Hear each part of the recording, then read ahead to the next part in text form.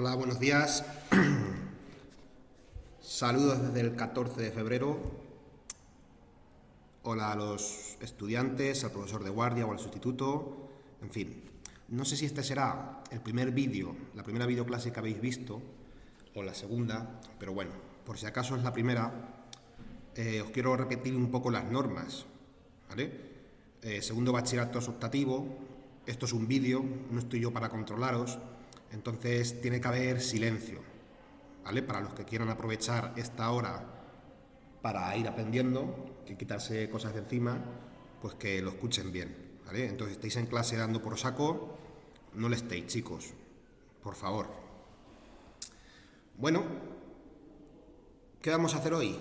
Hoy vamos a hablar de una pregunta larga, ¿vale? De una pregunta de desarrollo de la BAU, que nos puede caer tal cual. Ya sabéis que ocupa 3/4 de cara o una cara y se llama existencialismo y filosofía analítica. Existencialismo y filosofía analítica. Entonces, bueno, os dejo 30 segundos para que saquéis cosillas y vayáis escribiendo el título, ¿vale? Como hacemos siempre.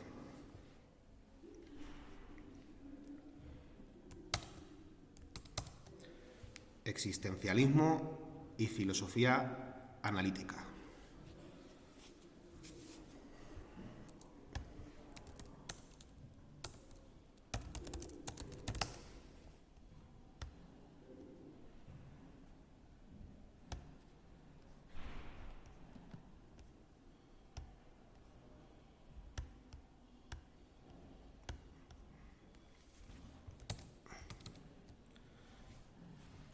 Existencialismo y filosofía analítica. ¿Vale? Yo os dejo dos fotos para que se os grabe en la mente bien la esencia de cada cosa. Esto sería el existencialismo y aquí tendríamos la filosofía analítica. ¿Vale? Supongo que más o menos sabéis quién es este y todo eso.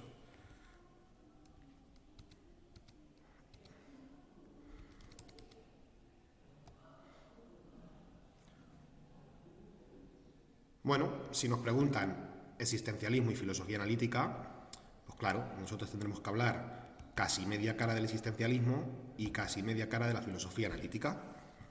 ¿Vale? Entonces vamos a apuntar 4 cosas de cada una y si se nos olvida algo, pues no pasa nada. Pero sí es cierto que más o menos pues hay que comentar 3 o 4 cosillas de cada cosa, ¿vale? ¿Qué son existencialismo y filosofía analítica? Pues son corrientes filosóficas, es decir, movimientos o escuelas de pensamiento, ¿vale? Es parecido a, si os digo, por ejemplo, que ya sabéis, racionalismo, empirismo, ¿vale? Son corrientes dentro de las cuales pues suele haber 2, 3, 4 filósofos famosos. Estamos en la época contemporánea, entonces estamos ya en el siglo XX, ¿vale? Os lo he puesto subrayado porque suelen ser preguntas tipo test que les gusta mucho decir. ¿Vale? Por ejemplo, dime si el existencialismo es del siglo XX, del siglo XIX, si es medieval, pues simplemente que tengáis claro que esto es una cosa contemporánea muy reciente. Siglo XX estamos hablando de 1900, 2000. Entonces, bueno, es facilito, no os preocupéis. Pero tenéis que tener un pequeño control de estas dos cosas, de estas dos corrientes. Aquí podéis verlo en el libro, en nuestro esquemita, ¿vale? En nuestra pequeña panorámica. Tenemos existencialismo, raciovitalismo y filosofía analítica. El raciovitalismo es otra corriente que a lo mejor hoy mismo os puedo explicar.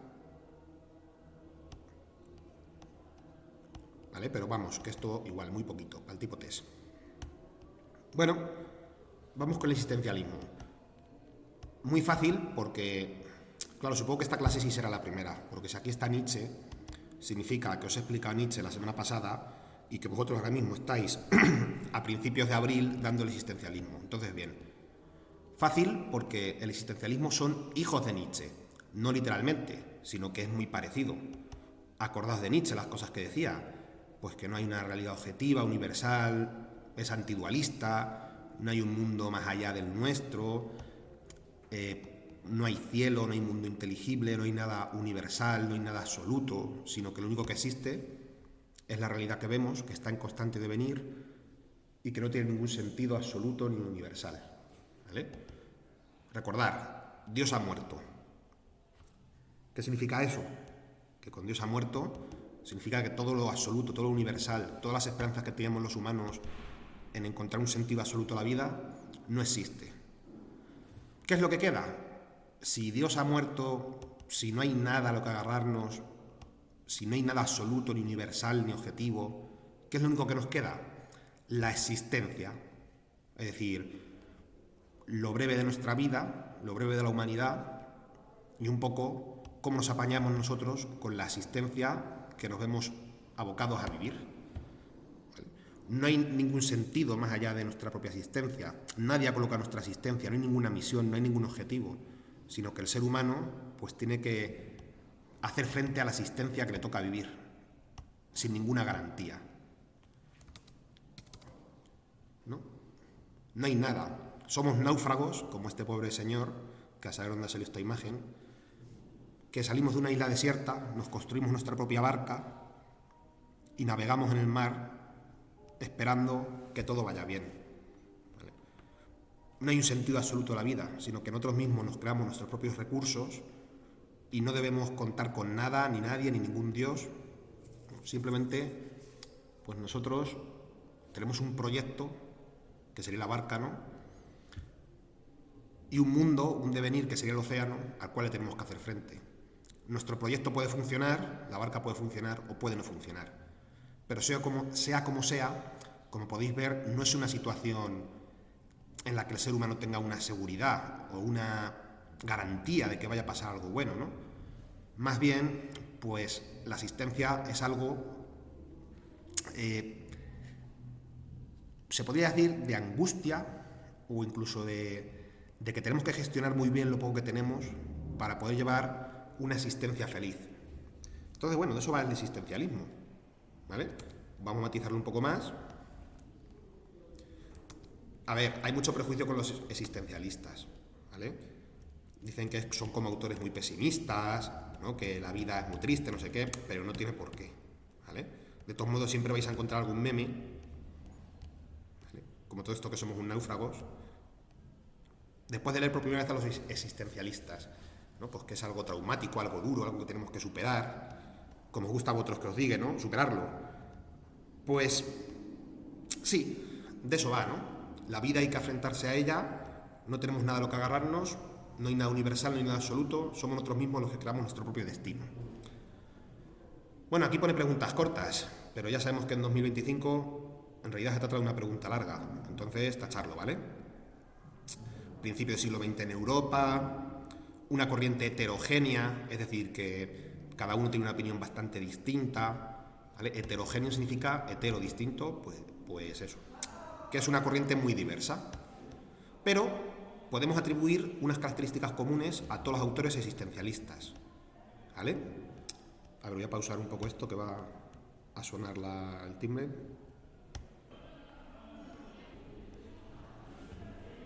Bueno, pues vamos con ello. Primera característica del existencialismo. Pues ya sabemos que partimos de Nietzsche, ¿vale? De las consideraciones y de la teoría de Nietzsche, sobre todo de la muerte de Dios. Que recordar, muerte de Dios no solo es que ya no haya que tener en cuenta la existencia de Dios, sino que muere todo lo absoluto, toda la verdad universal. Los seres humanos ya no tenemos que tener pues esa esperanza de tener un conocimiento absoluto y universal, ni religioso ni científico, ¿vale? El existencialismo es anticientificista, de ciencia cientificista, ¿vale? La ciencia, por muy objetiva o por muy rigurosa que sea, no puede captar toda la realidad humana. Los seres humanos vamos mucho más allá de ser unas meras moléculas o unas meras, leyes de causa y efecto de nuestras reacciones orgánicas, etcétera, etcétera. Hay cosas que no se pueden explicar por la ciencia, como la libertad, nuestro impulso por querer seguir viviendo, por querer llevar una existencia plena y nuestra ética y nuestros valores, ¿no? Entonces, no hay nada absoluto, ni religión, ni ciencia, ni nada. No hay ninguna realidad absoluta. Y esto es lo que significa la frase esta, ¿vale? La existencia va antes que la esencia. La existencia precede a la esencia. Cuando hablamos de esencia, hablamos de cosas universales, absolutas, la esencia de algo. ¿Qué te va a decir un existencialista? Pues que no hay nada objetivo, ni universal, ni nada esencial. Lo único que tenemos es la existencia. Es decir, estar aquí en el mundo, arrojados, como ellos dicen, teniendo que habérnosla con el mundo, ¿vale? El náufrago. Tenemos que construir nuestro propio proyecto, ¿vale? El ser humano no tiene esencia. No podemos definir universalmente lo que es el ser humano, ni científicamente, sino que somos proyecto. ¿Qué significa eso? Uy, perdonad, que seguramente que todavía estáis copiando esto. Pues venga, darle caña.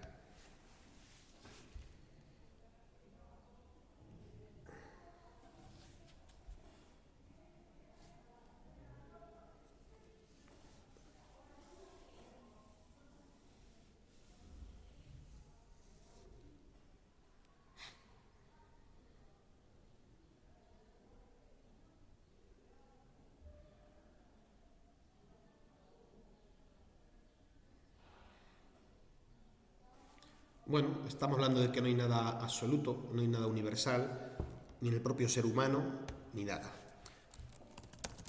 El ser humano es proyecto, ¿vale? Esto también lo diría Ortega y Gasset y los existencialistas.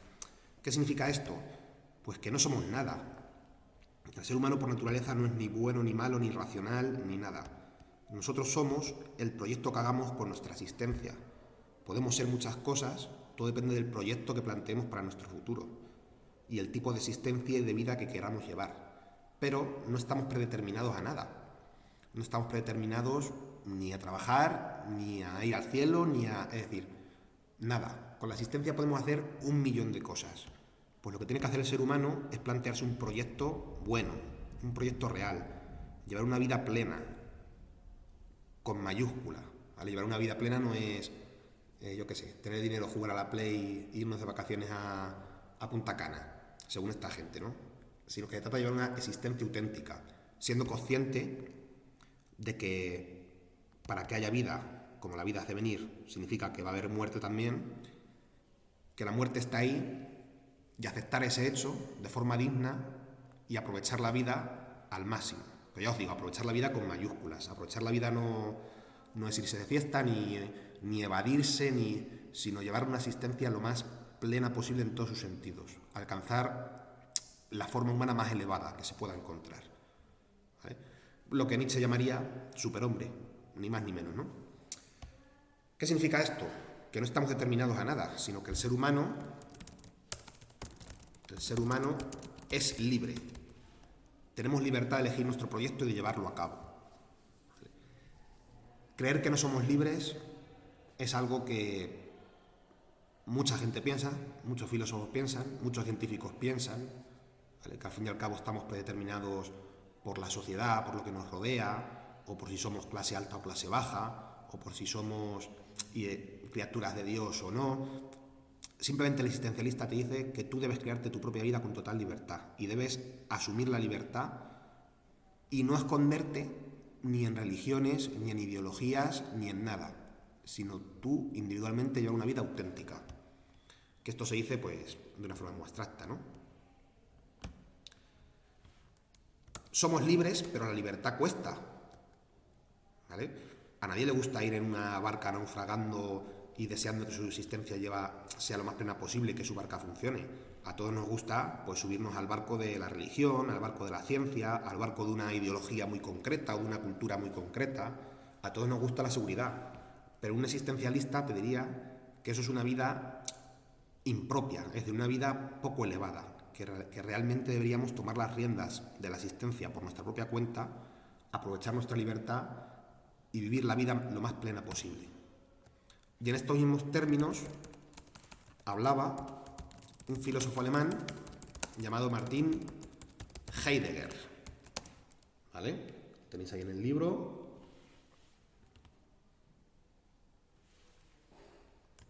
¿De qué hablaba Heidegger? Pues de que hay que llevar una existencia auténtica. ¿Qué significa esto? Pues lo que hemos hablado antes, aprovechar la vida al máximo en letras mayúsculas.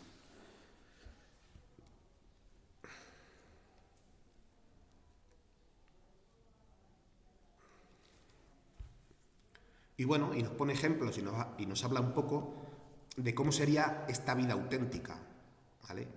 Esta vida en la que aprovechamos la existencia y no la derrochamos, y en la que no negamos la libertad, sino que la utilizamos a nuestro favor.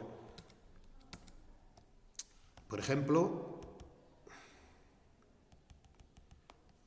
no dejarnos llevar por lo que se dice. ¿Qué significa esto? No dejarse llevar por las modas culturales de cada época, ¿no? Yo qué sé, ahora mismo, por ejemplo, Heidegger estaría en contra de ser trapero, o lo que seáis hoy en día, ¿vale? Y en su época estaría en contra de ser rockero, es decir, las modas no simplemente, sino un refugio donde los seres humanos nos metemos para evitar asumir nuestra libertad. Nos gusta fundirnos con la masa, nos gusta dejar nuestras responsabilidades y parecernos a los demás, nos gusta meternos en la sociedad. Un existencialista te diría que tienes que pasar y que tienes que ignorar todo eso, porque todo eso es evitar la realidad, evitar la existencia tal y como viene, ¿no? También un existencialista, Heidegger, estaría en contra de que tú lleves una vida en la que tengas una búsqueda de novedades, ¿no? En la que siempre quieres tener algo nuevo, en la que te agobia la soledad, en la que siempre estás buscando nuevas experiencias, nuevos viajes, nuevos productos, nuevos videojuegos, porque te da miedo tu libertad y estar de alguna forma solo con tu propia existencia y darte cuenta de lo que es la realidad. Prefieres de alguna forma que pasen los años sin pena ni gloria viviendo, ¿no? Entonces Heidegger te dice que no hay que ir tan rápido, que no hay que ir siempre a lo nuevo, sino que hay que demorarse, hay que saber disfrutar la existencia, saber encontrarte en la tierra de algún modo, saber existir, ¿vale? Pero no autoengañarte y evadirte en novedades, en, yo qué sé, en alcohol, en drogas, etcétera, etcétera, ¿vale? Y sobre todo, pues eso, no dejarse llevar por la sociedad. Los seres humanos, de alguna forma, estamos programados para fundirnos con la sociedad, pensar lo que piensa todo el mundo. ¿Por qué? Porque así no tenemos responsabilidades. Si hacemos lo que hace todo el mundo, si pasa algo malo, pues no es culpa mía, sino que hace todo el mundo, ¿no? Mal de muchos, consuelo de tontos, te diría Heidegger. Es decir, tienes que tomar tú tus propias riendas y lo que opine la sociedad, no hacerle caso, ¿no? En soñación social, esta palabra la utiliza porque muchas veces somos los propios miembros de la sociedad los que cuando alguien es un poco distinto, alguien piensa un poco raro o alguien lleva una existencia auténtica, somos la propia sociedad los que le decimos a esas personas, esto es muy raro lo que estás haciendo, no lo hagas.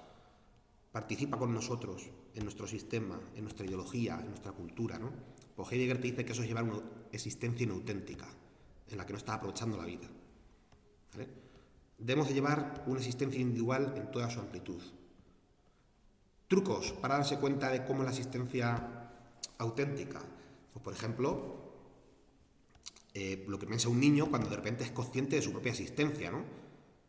Cuando de repente te das cuenta de por qué existes y por qué más bien en vez de no existir. La típica pregunta de por qué el ser, es decir, por qué existimos y no la nada. Es decir, por qué las cosas existen en vez de no existir. ¿Qué es la existencia? ¿Qué es todo donde estamos viviendo, no? Pues de alguna forma Heidegger te dice que tengas en cuenta esta experiencia de la existencia que se va a acabar y que seas consciente de la muerte también para evitar caer en la evasión social, en que te distraigas, en que te evadas con las drogas o con el alcohol o lo que sea, sino que lleves tu vida al máximo teniendo en cuenta que la existencia es corta, ¿vale? Esto sería una existencia auténtica. Este es el prejuicio, ¿no? Que el existencialismo es duro. Pues a lo mejor es duro al principio, pero luego eres más feliz con él. Yo qué sé, por decir algo. Os pongo estos nombres porque a lo mejor lo preguntan en el tipo test y porque son representantes del existencialismo, ¿vale? Aquí no es Rata, no es Sastre, es Sartre. Joder, es que tengo una dislexia con este nombre, por Dios. Jean-Paul Sartre.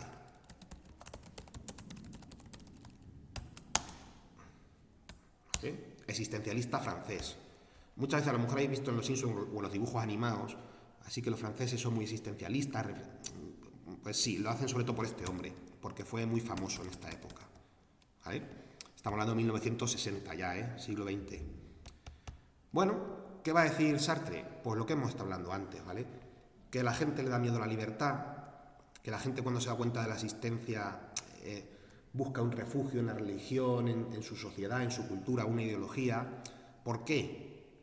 Porque según él, darse cuenta de la realidad tal y como es, de la existencia, nos provoca una emoción que es la náusea, es decir, las ganas de vomitar incluso, o una angustia constitutiva. ¿Vale? Entonces este es un término, por hablar de algunos de los que tiene él, ¿vale? Angustia. ¿Qué es la angustia? Darse cuenta de la existencia, ¿vale? Percatarse de qué es la existencia realmente. Sin dioses, sin ciencia, sin ideología, sin cultura, sin nada.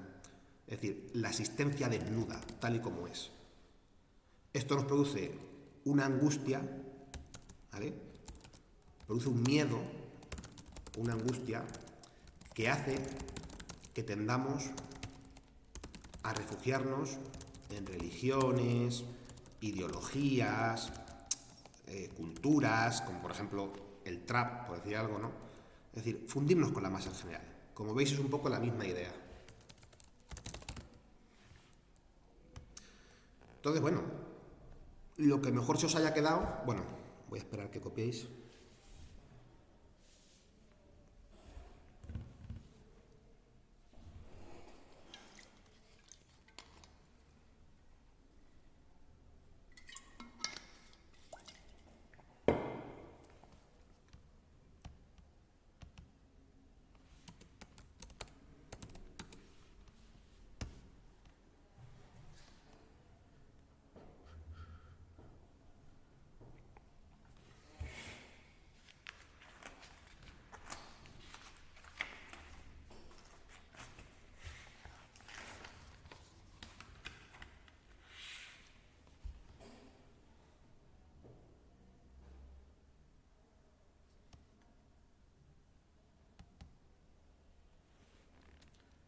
Bueno, lo dicho, que tenéis que hacer de esto media carilla o un poquito menos, entonces lo que mejor se os haya quedado, lo que mejor os hayáis entendido, subrayarlo y poner eso, ¿vale?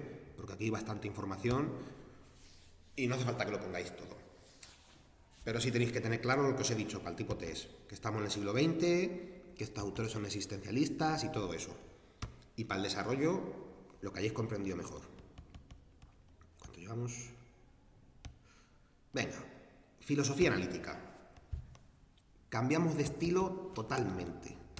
Es decir, pasamos de este señor existencialista, de la angustia, de la libertad, de crear un proyecto, pasamos a Sheldon Cooper, ¿vale? Que supongo que habréis visto la serie esta, un científico que está obsesionado con la ciencia, que todo tiene que ser objetivo, todo tiene que ser universal, solo cree en la ciencia, en las matemáticas y en la física. Todas las demás ciencias como, yo qué sé, la psicología, la sociología, todo eso son patrañas.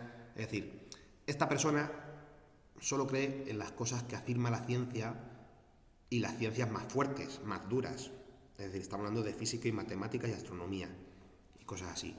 Ciencias como ciencias sociales, historia y todo eso, pues a esta gente no le gusta. ¿Por qué? Porque son ciencias menos objetivas, que dependen más de la opinión de las personas, que son más abiertas. Entonces, bueno, un filósofo analítico es un filósofo que le hace la pelota a la ciencia, ¿vale? O que piensa que el único conocimiento válido es el científico y que todo lo demás es mejor callarse, ¿vale? O no opinar, o no pensar que es un conocimiento real, ¿vale? Sheldon Cooper es así. Por ejemplo, desprecia a sus amigos porque había uno que era geólogo y dice que menuda ciencia pacotilla. Es decir, solo le interesan las ciencias lo más absolutas posibles. La filosofía analítica, pues bueno, es una filosofía que está en contra totalmente de toda la filosofía. Es decir, está en contra de Platón, de Aristóteles, de Tomás de Aquino, de Descartes, de Marx, del uno y del otro. ¿Por qué? Porque según ellos son poco científicos. Es decir, esta gente son cientificistas.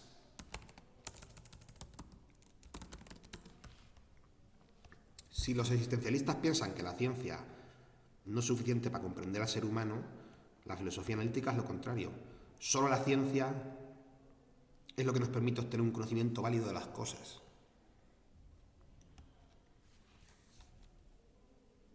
Y las ciencias empíricas, es decir, ciencias comprobables mediante experimentos y observación. Todo lo demás, patrañas. Como podéis ver, esto a lo mejor os suena al empirismo, ¿vale? Y realmente esta filosofía es una evolución del empirismo, ¿vale? Es decir, estaréis acertando si ponéis esto. El empirismo, que decía que el único conocimiento válido es aquel que podemos percibir por los sentidos, lo empírico es aquello que se percibe por los sentidos, por la observación, por la experiencia, por los experimentos, como queráis llamarlo, ¿vale? Por eso es fácil, porque es lo mismo pero en el siglo XX. A ver, voy a irme al libro.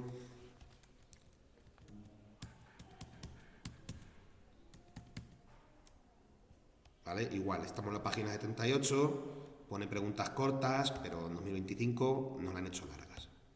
¿Vale?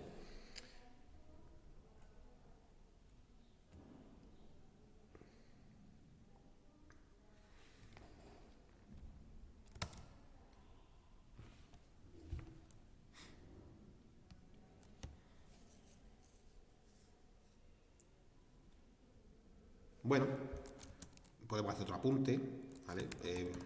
Solo tiene validez aquello con referencia empírica. Y esto lo podemos poner en este punto o en el siguiente, ¿vale? ¿Por qué rechazan, otra vez lo pongo, rechazo de la filosofía tradicional? A ver, ya lo habréis copiado, pero bueno, ponedlo como podáis, ¿vale? Porque está llena de pseudoconceptos. Estos son palabras suyas, ¿vale? Voy a explicar aquí qué es un pseudoconcepto. Y pseudoproblemas. Pseudo, el sufijo pseudo, por ejemplo, lo podéis ver en la palabra pseudociencia. Pseudociencia es como el horóscopo, por ejemplo, y el tarot y cosas así. Cosas que se hacen pasar por ciencia. Pseudo significa falso. Entonces, pseudoconcepto, falso concepto. Pseudoproblema, falsos problemas. ¿Qué dicen los filósofos analíticos de la filosofía tradicional? Pues que han estado hablando de falsas cosas, de cosas que como no tienen referencia empírica, no podemos hablar de ellas. Pseudoconceptos, pues palabrejas, por ejemplo, pensar en Descartes. Por ejemplo, la palabra sustancia. ¿Qué es eso? Sustancia pensante, sustancia infinita, sustancia, o Aristóteles, sustancia primera, sustancia segunda, ¿vale? Un filósofo analítico se pone serio y como es empirista a ultranza, dice, oye, quiero observar directamente qué es esto de la sustancia.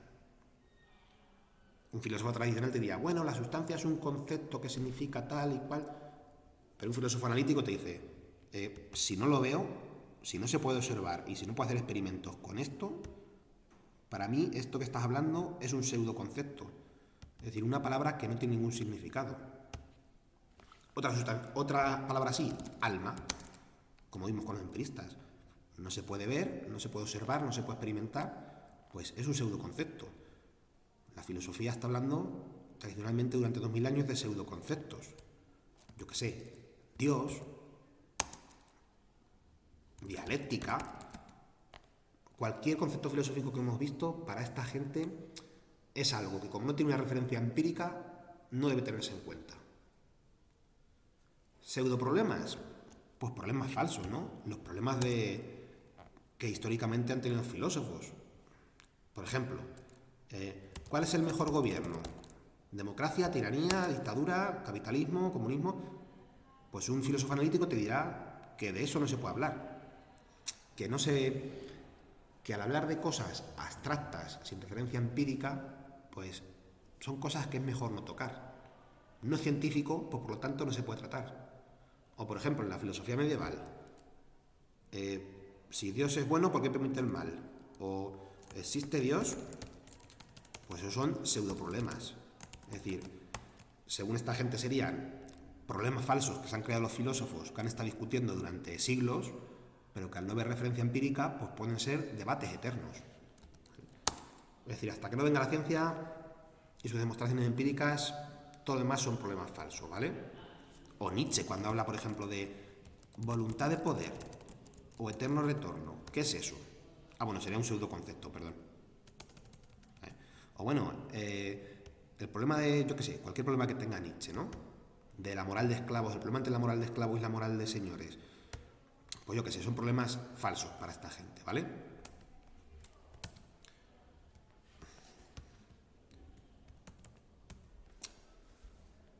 Se llama analítica, si lo queréis poner, porque hace un análisis del lenguaje y comprueba si sus conceptos tienen referencia empírica.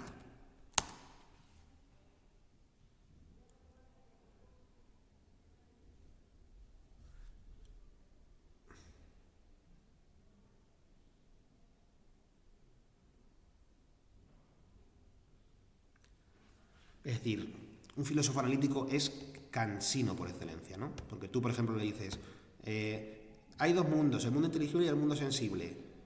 Y te diría, defíneme mundo. ¿Cómo que hay dos? Vale, mundo inteligible y mundo sensible. ¿Cuál es la referencia empírica del mundo sensible? Pues todo lo que veo, pero ¿cuál es la referencia empírica del mundo inteligible? Pues es que no se puede percibir. Pues entonces le diría, no. El mundo inteligible es falso. ¿Por qué? Porque no tiene referencia empírica. ¿Vale? Simplemente se centran en cuestiones de analizar el lenguaje, ver si las cosas de las que hablamos tienen referencia empírica. Por ejemplo, si yo digo, la clase de ahora ha sido injusta, pues un filósofo analítico te diría, defíneme justo. ¿Dónde está la justicia? ¿Es referencia empírica? No. Pues entonces tus palabras son meras opiniones, no tienen valor real. En fin, simplemente yo creo que en esta parte con poner un par de cositas por aquí valdría, ¿vale? Os voy a poner un poco lo más importante. Cientificistas, rechazo a la filosofía tradicional. Podemos hablar de pseudoconceptos y pseudoproblemas, que creo que es algo que se os va a quedar. Vale. Filósofos famosos de esta época, que os puede caer el tipo test, o te os pueden preguntar si es del siglo XX o algo así. Wittgenstein.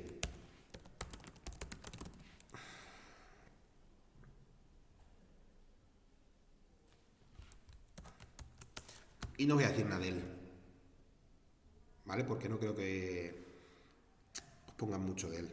O que como muchos preguntan en el tipo T si es del siglo XX o si es filósofo analítico o cosas así. ¿Vale? Wittgenstein. Para acordar de este nombre, yo qué sé, pensad en este, ¿vale? Que parece así un alemán o un inglés así muy científico, muy como del estilo de Einstein, Horkheimer y todos estos. Pues Wittgenstein, ¿vale? Que os suene así a ciencia, a filosofía analítica. Tiene una frase, para que os suene un poco, por si acaso de los acasos, que dice, los límites de mi lenguaje son los límites de mi mundo. ¿A qué se refiere con esto? Pues que solo los conceptos de mi lenguaje, que yo conozco y que tengan referencia empírica, son las cosas que realmente puedo conocer. ¿Vale? Pero bueno, sin más, ponerlo así, que os suene, tendréis que tener muy mala suerte para que os pregunten esta frasecita. Bueno, y esto sería la pregunta de desarrollo, ¿vale? Yo creo que tenéis material de sobra. Yo creo que de hecho, simplemente redactando lo que está aquí puesto, yo creo que llegáis ya más de una cara. Entonces quitarlo más complicado lo que sea. Y lo que sí, subrayar las cosas que os he subrayado yo y he puesto en negrita, subrayarlas y tenerlo en cuenta, ¿vale? Que son posibles que caiga el tipo test. Venga, voy a esperar que terminéis de copiar.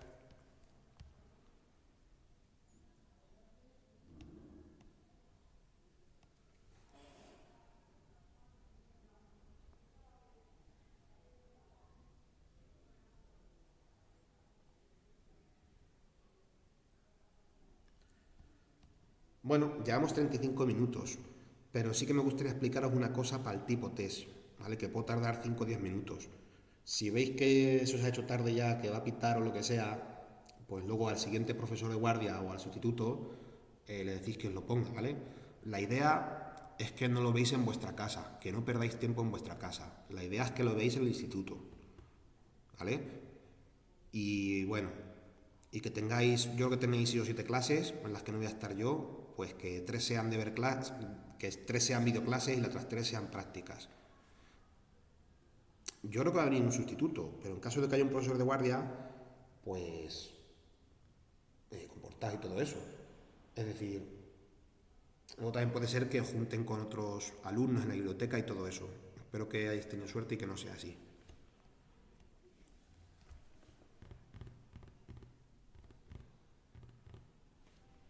¿Qué otra cosa os quiero comentar?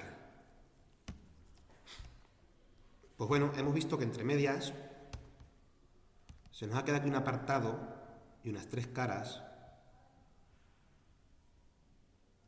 ¿vale? De raciovitalismo, que es una corriente filosófica, que será una mezcla entre racionalismo y vitalismo, ¿vale? Racionalismo como de Descartes y vitalismo como el de Nietzsche. Esto antes era muy importante y siempre lo preguntaban, como veis aquí Ortega y Gasset está subrayado, pero ya llevan un par de años que están pasando bastante de esto, ¿vale? Y no es una pregunta larga, ni comentario de texto, ni nada. Pero sí os pueden preguntar cosas de tipo test de estas 3 personas. Y entonces os lo voy a comentar muy rápido, ¿vale? Que sepáis qué corriente es esta, ¿vale? 4 cosas que veis de lo que va. A ver qué página estamos. Aquí, en la 74.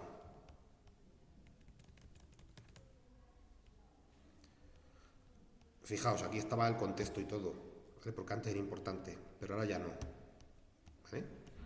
Ortega y Gasset, ¿vale? Aquí lo tenéis. Ya como veis, esta foto ya podría ser perfectamente vuestro abuelo o bisabuelo, ¿vale? Me parece que murió en el año 80 o así, y sus libros se escribieron pues 1930, 1940, ¿vale? Estamos hablando del siglo XX. Tenemos que tener claro que el raciovitalismo es del siglo XX. Así que nada, hacer un pequeño apartado, ¿vale? Aquí lo he dejado claro, tipo test, raciovitalismo, siglo XX.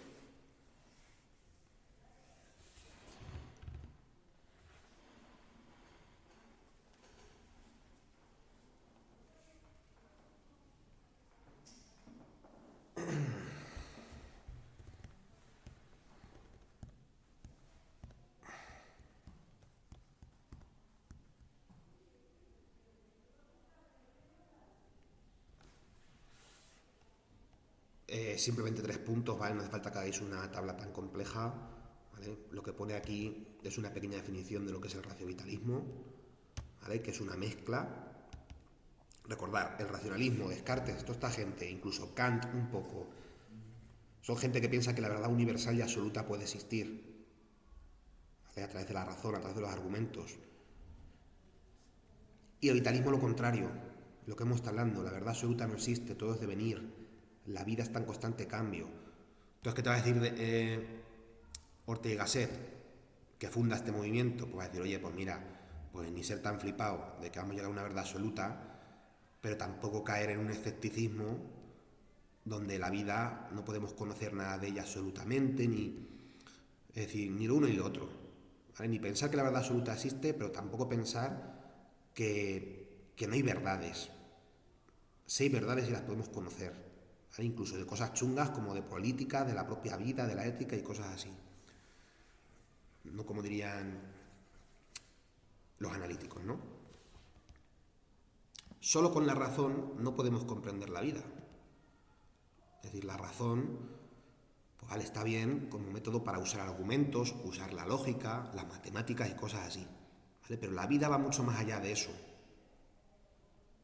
La vida tiene cosas irracionales, cosas que no se pueden comprender con la razón. ¿Qué es lo irracional? Pues lo que diría Nietzsche. Esta es su parte de vitalismo, ¿no? Lo irracional es el instinto, la emoción, el arte. ¿Vale?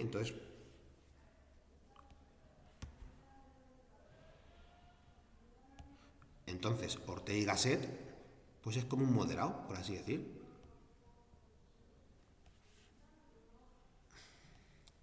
No hay que ser radical, ¿no?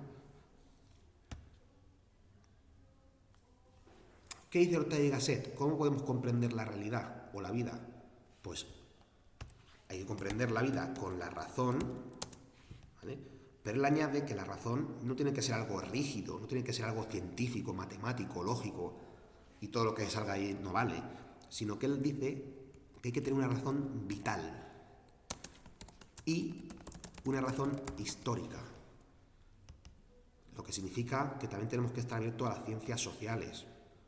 Hay que estar abierto no solo a las matemáticas, sino también al contexto de cada sociedad, al contexto de cada cultura. Es decir, la verdad es algo que evoluciona, es algo que cambia, es algo que muchas veces depende de las culturas y de la historia, ¿no? Entonces es algo que hay que tener en cuenta. Frasecitas, vamos a Ortega y Gasset. Yo soy yo y mis circunstancias. Es decir, yo no es como Descartes, ¿no? No soy solo un sujeto que piensa, sino que también pues estoy rodeado de una serie de circunstancias de mi familia, de mi sociedad, de mi país, de la política donde vivo, de mi riqueza. Y esas circunstancias afectan a mi vida. Entonces yo soy una mezcla de lo que yo quiero ser y de las cosas que me rodean. Es como el existencialismo. Yo no soy libre del todo. Soy libre, puedo elegir mi proyecto, puedo elegir cosas, pero mis circunstancias me determinan y me influyen mucho. ¿Vale? Entonces es una mezcla. Mi razón, mi forma de pensar, no es pura, como diría Kant. Está condicionada por mi vida en la que me toca vivir y el contexto histórico en el que me toca vivir. ¿Vale? Sé que es un poco raro, pero sabéis que no da tiempo a más, chicos. Vale. Discípulos de Ortega y Gasset. Todos del siglo XX, ¿eh? Tenemos a María Zambrano, ¿vale? Y Antonio Rodríguez Huéscar. María Zambrano. Bueno, Ortega y Gasset, ya sabéis que en los años... Pues eso, que en los años 30 empieza la guerra y muchos, como Ortega y Gasset y discípulos suyos, o se fueron a otro país huyendo o se quedaron así en España calladitos, ¿vale? Sin decir mucho para que no le metieran en la cárcel y todas esas cosas. Entonces María Zambrano me parece que fue a Nueva York, estuvo por ahí en París, también por ahí exiliada, y bueno, está muy apreciada actualmente por su obra. ¿Qué añade María Zambrano al racivitalismo? Pues simplemente dice que aparte de la historia y de la propia vida, que la poesía es una buena forma de captar la realidad. Es igual que Nietzsche. El arte sirve para comprender la realidad mejor que la ciencia. ¿Cómo puedes comprender la realidad? Pues lo vas a comprender mejor con un poema, ¿vale? O leyendo a Antonio Machado o yo que sé quién. Lo vas a comprender mejor la vida así que estudiándote 2 enciclopedias o 2 tomos de bioquímica, ¿vale? Es decir, conciencia, ¿no? Porque la vida va más allá que la ciencia. Entonces simplemente estos filósofos lo que dicen es que, aparte de la ciencia, que hay que tener en cuenta otras ramas del conocimiento humano. Y en este caso, María Zambrano te dice que la poesía, ¿vale? Es fundamental, algo que está muy olvidado últimamente, ¿no? Incluso muchas veces dice María Zambrano, la filosofía es la pregunta, ¿no? Con la filosofía nos preguntamos muchas cosas y la poesía es la respuesta. No es una respuesta científica, no es una respuesta universal, no es una respuesta rígida, pero la poesía, de alguna forma, nos ayuda a comprender mejor el mundo y a orientarnos en nuestra vida. Huéscar. ¿Por qué nos han puesto a este? No es de los más famosos de los discípulos de Ortega y Gasset, pero es que resulta que es manchego, ¿vale? Es de Castilla-La Mancha. Entonces, aquí en Castilla-La Mancha lo tenemos que estudiar, ¿vale? Y este decía lo mismo. Lo único que vamos a ver de él es que te sepas su nombre más o menos y que él también piensa que para captar la realidad no solo vale con la ciencia, sino con la historia, con la poesía, y él añade la narración, es decir, la novela. ¿Vale? Fijaos que esto es más simple que nada. Es decir, la novela, leer historias, leer desarrollos de acontecimientos, ficciones, todo esto ayuda también a comprender la realidad. ¿Vale? Y también es algo importante que deberíamos hacer los seres humanos, aparte de la ciencia. Bueno, a este le pasó algo parecido. Bueno, voy a terminar que copiéis.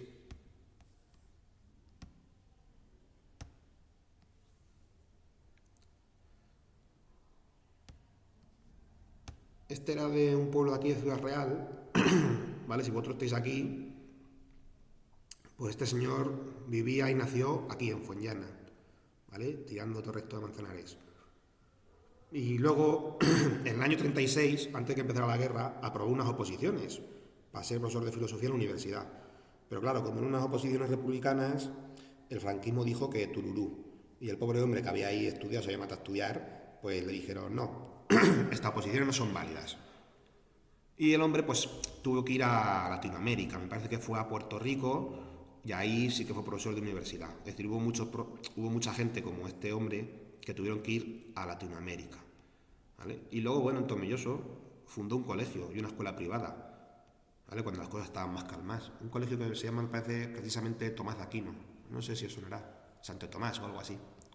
En fin, que veáis que también, pues eso, hay filósofos por aquí y hay gente con valor histórico por aquí. Así que nada más, chicos. Os abandono en vuestra barca, en vuestro naufragio, a probar la BAU. Nos vemos pronto. Que lo paséis bien. Adiós.